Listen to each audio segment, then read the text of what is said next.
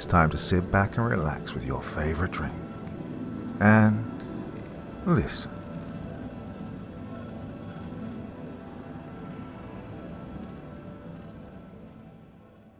The corpse on the grating.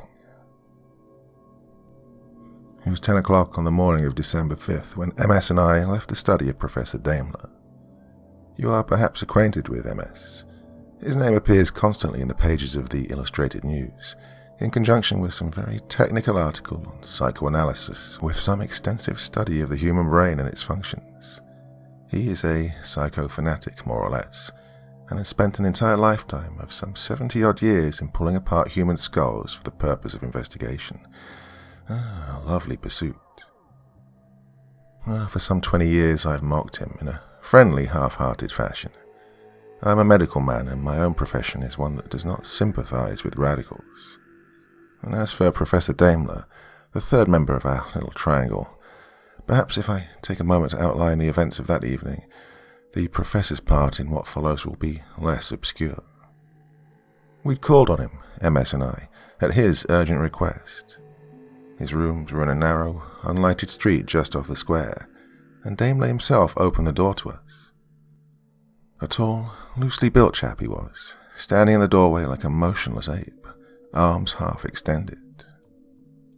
"I've summoned you, gentlemen," he said quietly, "because you two, of all London, are the only persons who know the nature of my recent experiments.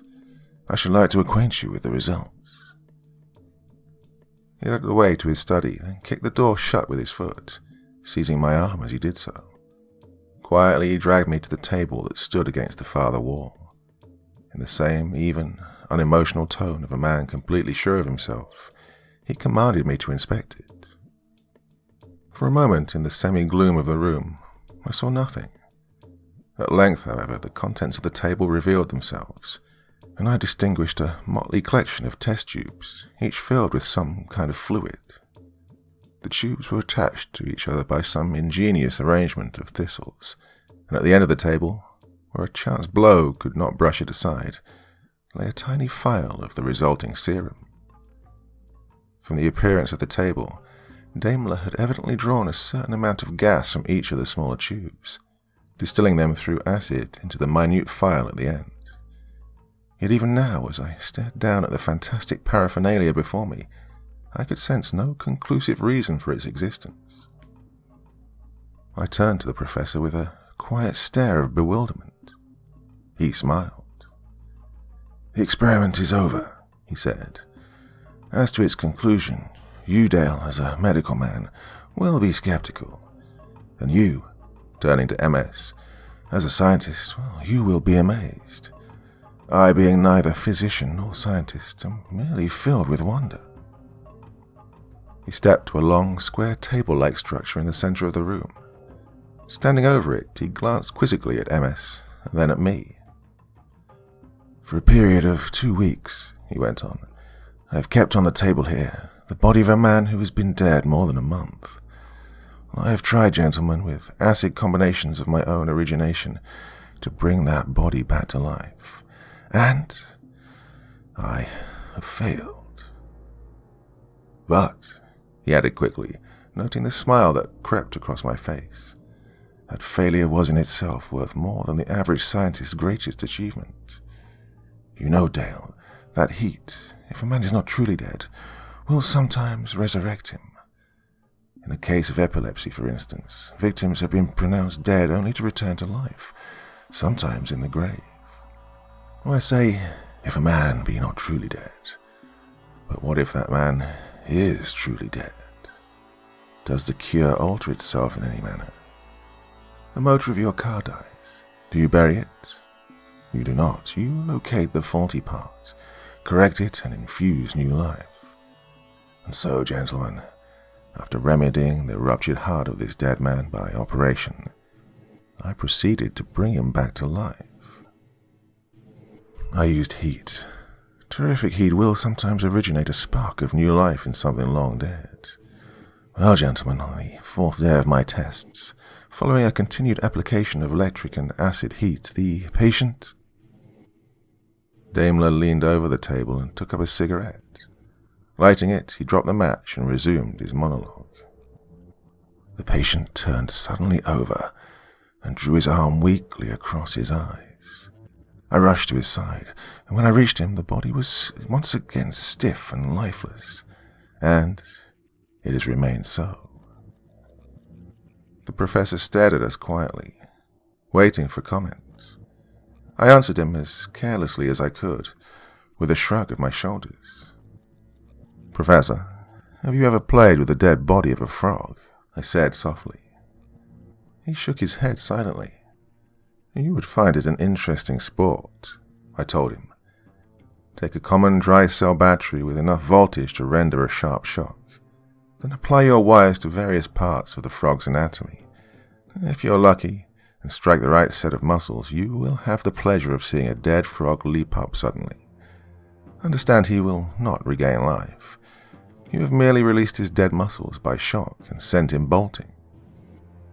The professor did not reply. I could feel his eyes on me, and had I turned, I should probably have found MS glaring at me in honest hate.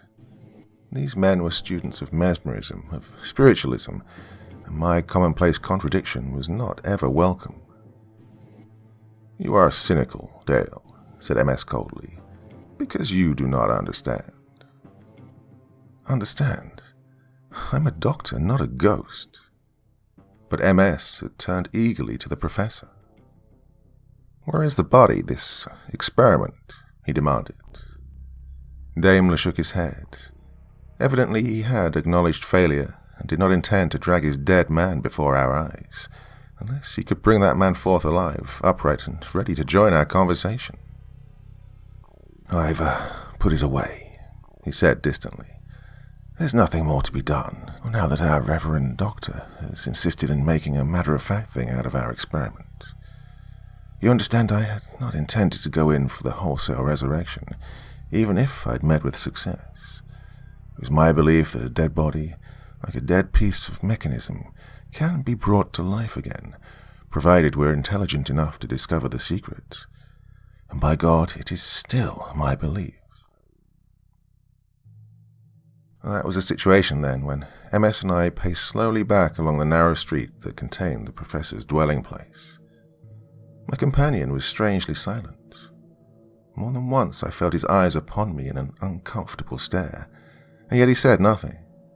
Nothing, that is, until I had opened the conversation with some casual remark about the lunacy of the man we'd just left. "You were wrong in mocking him, Dale," MS replied bitterly. "Daimler is a man of science. He's no child experimenting with a toy. He's a grown man who has the courage to believe in his powers. One of these days..." Well, he'd intended to say that someday I should respect the professor's efforts. One of these days. Well, the interval of time was far shorter than anything so indefinite. The first event, with its succeeding series of horrors, came within the next 3 minutes. We'd reached a more deserted section of the square, a black, uninhabited street extending like a shadowed band of darkness between gaunt, high walls. I'd noticed for some time that the stone structure beside us seemed to be unbroken by door or window, that it appeared to be a single gigantic building, black and forbidding. I mentioned this fact to MS. "The warehouse," he said simply. "A lonely, God-forsaken place. We shall probably see the flicker of the watchman's light in one of the upper chinks." At his words, I glanced up. True enough, the higher part of the grim structure was punctured by narrow, barred openings, safety vaults probably. But the light, unless its tiny gleam was somewhere in the inner recesses of the warehouse, was dead. The great building was like an immense burial vault, a tomb, silent and lifeless.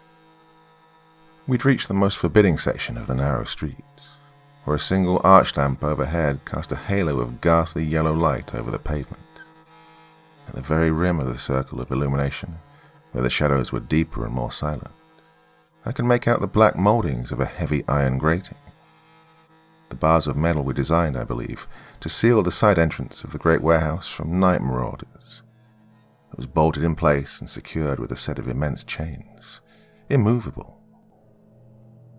All this much I saw as my intent gaze swept the wall before me.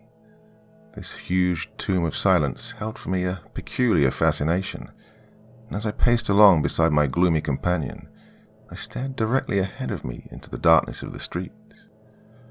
I wished to God that my eyes had been closed or blinded. He was hanging on the grating, hanging there with white, twisted hands clutching the rigid bars of iron, straining to force them apart. His whole distorted body was forced against the barrier, like the form of a madman struggling to escape from his cage. His face, the image of it still haunts me whenever I see iron bars in the darkness of a passage. His was the face of a man who had died from utter, stark horror. It was frozen in a silent shriek of agony, staring out at me with fiendish maliciousness. Lips twisted apart, white teeth gleaming in the light, bloody eyes with a horrible glare of colorless pigment. And he was dead. I believe MS saw him at the very instant I recoiled. I felt a sudden grip on my arm, and then, as an exclamation came harshly from my companion's lips, I was pulled forward roughly. I found myself staring straight into the dead eyes of that fearful thing before me. Found myself standing rigid, motionless, before the corpse that hung within reach of my arm. And then, through that overwhelming sense of the horrible, came the quiet voice of my comrade, the voice of a man who looks upon death as nothing more than an opportunity for research. This fellow has been frightened to death, Dale. Frightened most horribly. Not the expression of his mouth, the evident struggle to force these bars apart and escape. Something has driven fear to his soul and killed him. I remember the words vaguely. When MS had finished speaking, I did not reply. Not until he'd stepped forward and bent over the distorted face of the thing before me did I attempt to speak. And when I did, my thoughts were jargon. "What in God's name," I cried, "could have brought such horror to a strong man? What—" "Loneliness, perhaps," suggested MS with a smile. "The fellow is evidently the Watchman. He is alone in a huge deserted pit of darkness for hours at a time. His light is merely a ghostly ray of illumination, hardly enough to do more than increase the darkness. I have heard of such cases before." He shrugged his shoulders. Even as he spoke, I sensed the evasion in his words. When I replied, he hardly heard my answer, for he'd suddenly stepped forward, where he could look directly into those fear-twisted eyes. "Dale," he said at length, turning slowly to face me, "you asked for an explanation of this horror. There is an explanation. It's written with an almost fearful clearness on this fellow's mind. Yet if I tell you, you will return to your old skepticism, your damnable habit of disbelief." I looked at him quietly. I'd heard MS claim at other times that he could read the thoughts of a dead man by the mental image that lay on the man's brain. I'd laughed at him, but evidently in this present moment, he recalled those laughs. Nevertheless, he faced me seriously. "I can see two things, Dale," he said deliberately. "One of them is a dark, narrow room, a room piled with indistinct boxes and crates, and with an open door bearing the black number 4167. And in that open doorway, coming forward with slow steps, alive, with arms extended and a frightful face of passion, is a decayed human form. A corpse, Dale. A man who had been dead for many days, and who is now alive." MS turned slowly and pointed with upraised hand to the corpse on the grating. "That is why," he simply said, "this fellow died from horror." His words died into emptiness. For a moment I stared at him, and then, in spite of our surroundings, in spite of the late hour, the loneliness of the street and the awful thing beside us, I laughed. He turned upon me with a snarl, and for the first time in my life I saw MS convulsed with rage. His old lined face had suddenly become savage with intensity. "You laugh at me, Dale?" he thundered. "By God, you make a mockery out of a science that I have spent more than my life in studying. You call yourself a medical man. You are not fit to carry the name. I will wager you, man, that your laughter is not backed by courage." I fell away from him. Had I stood within reach, I'm sure he would have struck me. And I have been nearer to MS for the past 10 years than any man in London. And as I retreated from his temper, he reached forward to seize my arm. I couldn't help but feel impressed at his grim intentness. "Look here, Dale," he said bitterly. "I'll wager you £100 that you will not spend the remainder of this night in the warehouse above you. I will wager £100 against your own courage that you will not back your laughter by going through what this fellow has gone through, that you will not prowl through the corridors of this great structure until you've found room 4167, and remain in that room until dawn." There was no choice. I glanced at the dead man, at the face of fear and the clutching, twisted hands, and a cold dread filled me. But to refuse my friend's wager would have been to brand myself an empty coward. I had mocked him, and now, whatever the cost, I must stand ready to pay for that mockery.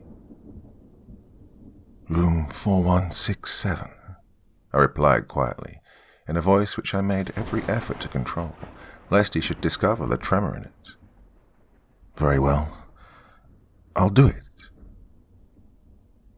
It was nearly midnight when I found myself alone, climbing a musty, winding ramp between the first and second floors of the deserted building. Not a sound except the sharp intake of my breath and the dismal creak of the wooden stairs echoed through the tomb of death. There was no light, not even the usual dim glow that is left to illuminate an unused corridor. Moreover, I brought no means of light with me, nothing but a half-empty box of safety matches which, by some unholy premonition, I'd forced myself to save for some future moment. The stairs were black and difficult, and I mounted them slowly, groping with both hands along the rough wall. I'd left MS some few moments before, and in his usual decisive manner, he'd helped me to climb the iron grating and lower myself to the sealed alleyway on the other side. Then, leaving him without a word, for I was bitter against the triumphant tone of his parting words, I proceeded into the darkness, fumbling forward until I discovered the open door in the lower part of the warehouse. And then the ramp, winding crazily upward,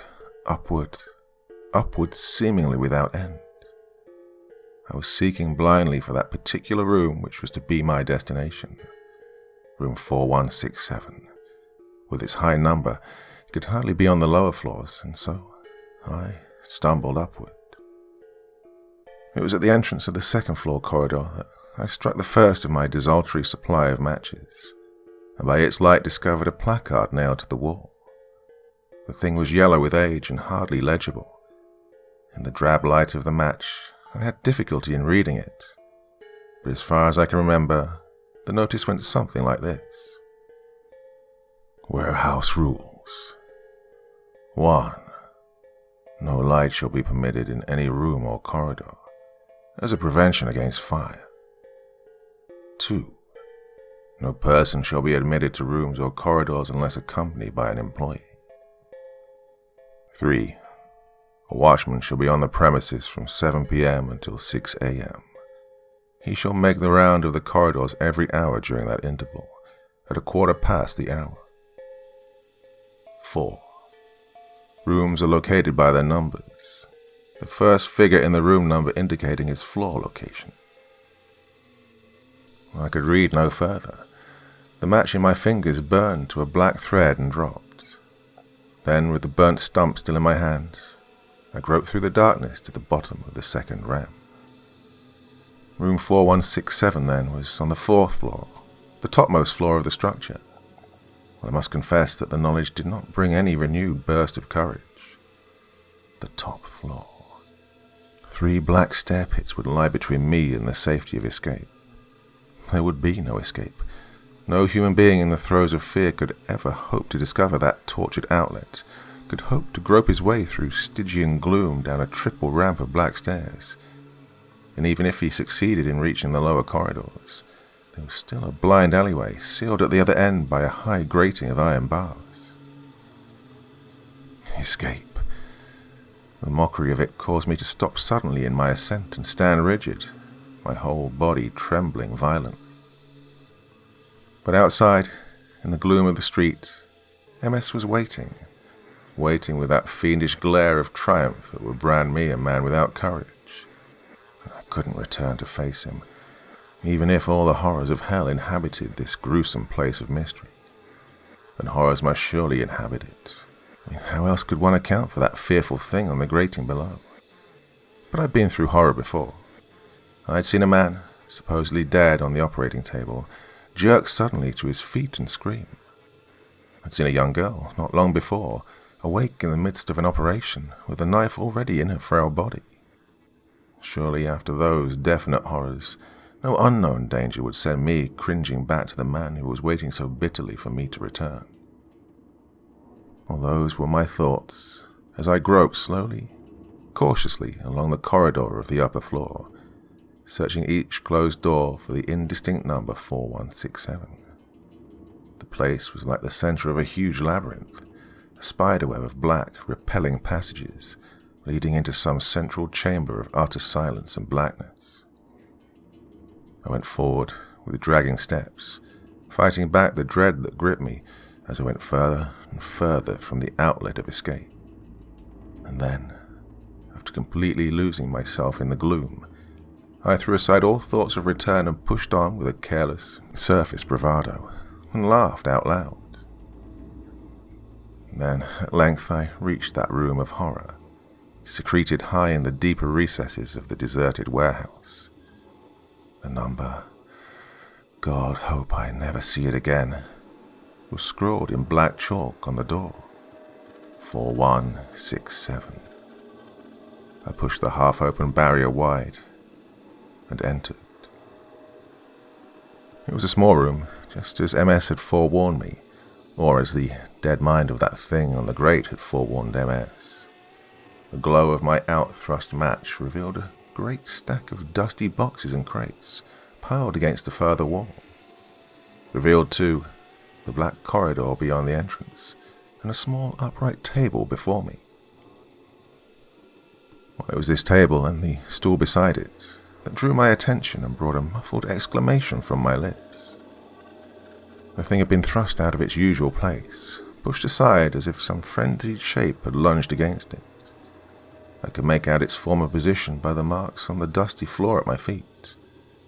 Now it was nearer to the center of the room and had been wrenched sideways from its holdings. A shudder took hold of me as I looked at it. A living person, sitting on the stool before me, staring at the door, would have wrenched the table in just this manner in his frenzy to escape from the room. The light of the match died, plunging me into a pit of gloom. I struck another and stepped closer to the table, and there, on the floor, I found 2 more things that brought fear to my soul. One of them was a heavy flash lamp, a watchman's lamp, where it had evidently been dropped in flight. But what awful terror must have gripped the fellow to make him forsake his only means of escape through those black passages? And the second thing, a worn copy of a leather-bound book, flung open on the boards below the stool. The flash lamp, thank God, had not been shattered.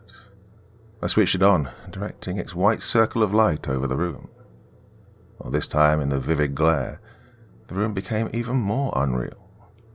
Black walls, clumsy, distorted shadows on the wall, thrown by those huge piles of wooden boxes. Shadows that were like crouching men, groping toward me. And beyond, where the single door opened into a passage of Stygian darkness, that yawning entrance was thrown into hideous detail. Had any upright figure been standing there, the light would have made an unholy phosphorescent spectre out of it. I summoned enough courage to cross the room and pull the door shut. There was no way of locking it. Had I been able to fasten it, I surely would have done so, but the room was evidently an unused chamber, filled with empty refuse. This was the reason, probably, why the Watchman had made use of it as a retreat during the intervals between his rounds. But I had no desire to ponder over the sordidness of my surroundings. I returned to my stool in silence and, stooping, picked up the fallen book from the floor. Carefully I placed the lamp on the table, where its light would shine on the open page. Then, turning the cover, I began to glance through the thing which the man before me had evidently been studying. And before I'd read 2 lines, the explanation of the whole horrible thing struck me. I stared dumbly down at the little book and laughed harshly, so that the sound of my mad cackle echoed in 1,000 ghastly reverberations through the dead corridors of the building. It was a book of horror, of fantasy, a collection of weird, terrifying supernatural tales with grotesque illustrations in a funereal black and white. And the very line I'd turned to, the line which had probably struck terror to that unlucky devil's soul, explained MS's decayed human form, standing in the doorway with arms extended and a frightful face of passion. The description, the same description, lay before me, almost in my friend's words. Little wonder that the fellow on the grating below, after reading this orgy of horror, had suddenly gone mad with fright. Little wonder that the picture engraved on his dead mind was a picture of a corpse standing in the doorway of room 4167. I glanced at that doorway and laughed. No doubt about it, it was that awful description in MS's untempered language that had made me dread my surroundings, not the loneliness and silence of the corridors about me. Now, as I stared at the room, the closed door, the shadows on the wall, I couldn't repress a grin. But the grin was not long in duration. A 6-hour-long siege awaited me before I could hear the sound of human voice again. 6 hours of silence and gloom. I did not relish it. Thank God the fellow before me had the foresight enough to leave his book of fantasy for my amusement. I turned to the beginning of the story. A lovely beginning it was, outlining in some detail how a certain Jack Fulton, English adventurer, had suddenly found himself imprisoned by a mysterious black gang of monks or something of the sort, in a forgotten cell at the monastery of El Toro. The cell, according to the passages before me, was located in the empty, haunted pits below the stone floors of the structure. A lovely setting. And the brave Fulton had been secured firmly to a huge metal ring set in the farther wall opposite the entrance. I read the description twice. At the end of it, I couldn't help but lift my head to stare at my own surroundings. Except for the location of the cell, I might have been in that very same setting. The same darkness, same silence, same loneliness, peculiar similarity. And then, Fulton lay quietly, without attempt to struggle. In the dark, the stillness of the vaults became unbearable, terrifying. Not a suggestion of sound, except the scraping of unseen rats. I dropped the book with a start. From the opposite end of the room in which I sat came a half-inaudible, scuffling noise, the sound of hidden rodents scrambling through the great pile of boxes. Imagination? I'm not sure. At that moment, I would have sworn that the sound was a definite one, that I'd heard it distinctly. Now, as I recount this tale of horror, I'm not so sure. But I am sure of this. There was no smile on my lips as I picked up that book again with trembling fingers and continued. The sound died into silence. For an eternity, the prisoner lay rigid, staring at the open door of his cell. The opening was black, deserted, like the mouth of a deep tunnel leading to hell. And then, suddenly, from the gloom beyond that opening came an almost noiseless, padded footfall.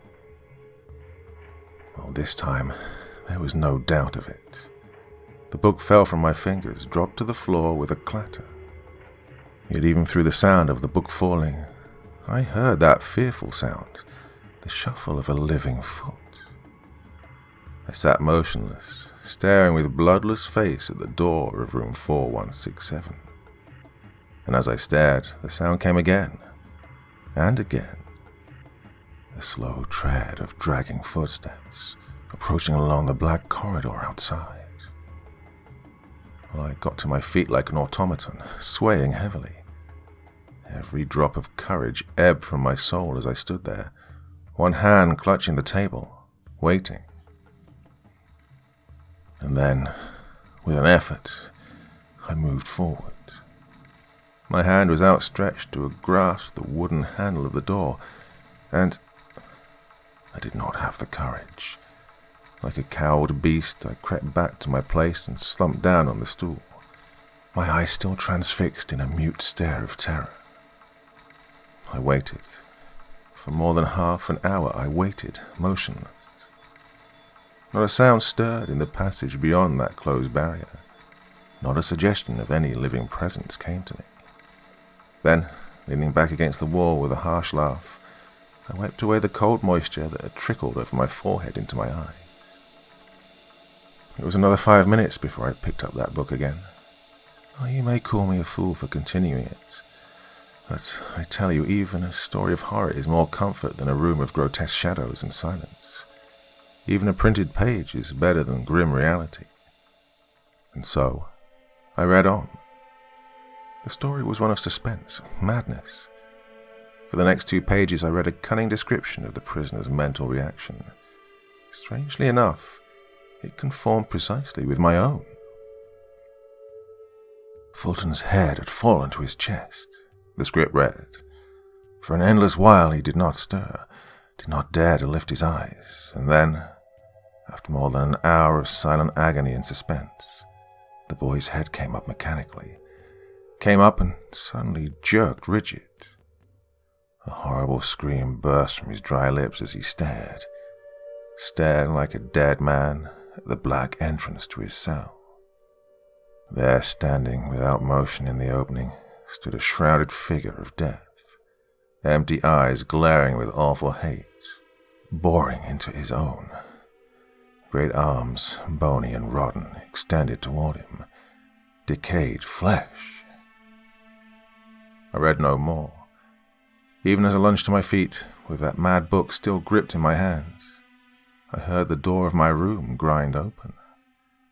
I screamed in utter horror at the thing I saw there. Dead?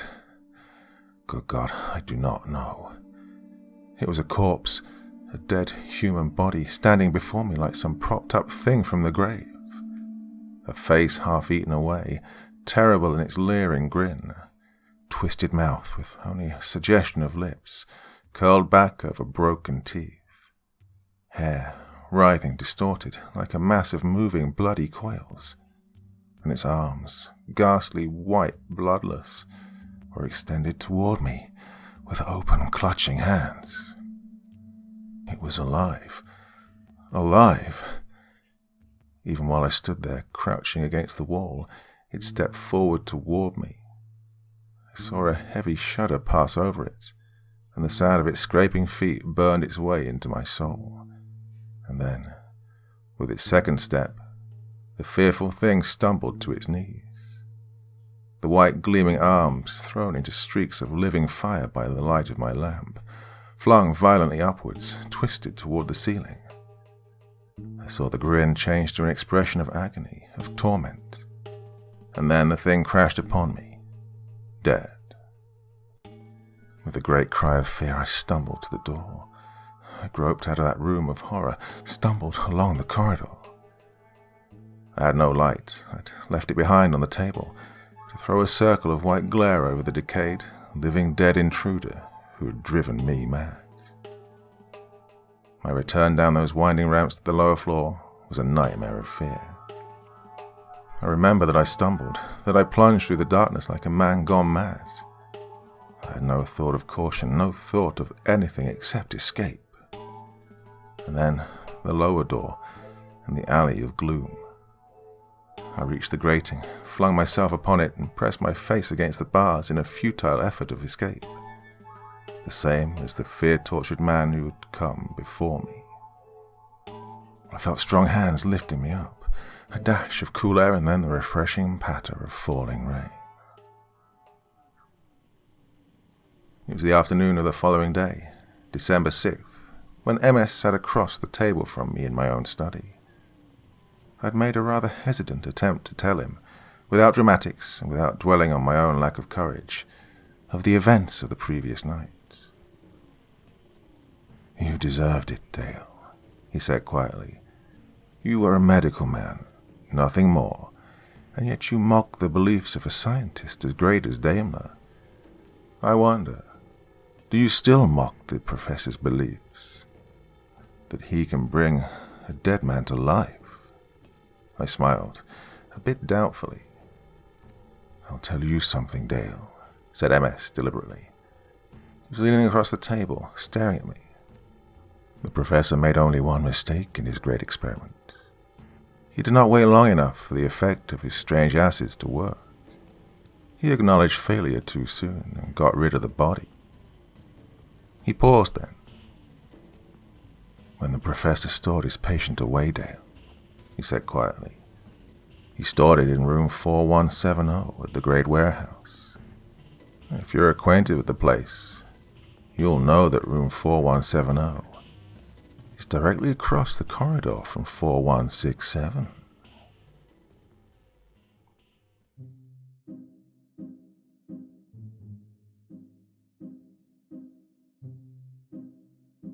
Well, after a couple of 4-hour epic series, I thought I could do a shorter one for a Monday evening. Still nearly 40 minutes long, but that's short as far as I'm concerned. And I think that's why you keep coming back for the long stories. But that one was just incredibly creepy. Ugh. Shivers down the spine while I was reading that one for you.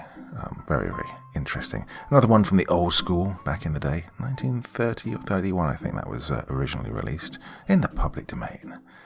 Well, back again on Thursday. Probably have a day off tomorrow so I can get something big and long ready for you for Tuesday evening. Like the sound of that? Oh, God. I hope so. Oh, dear. Right, well, it's enough for me for this evening. See you again real soon, ladies and gentlemen. Till the next time, sweet dreams and bye-bye.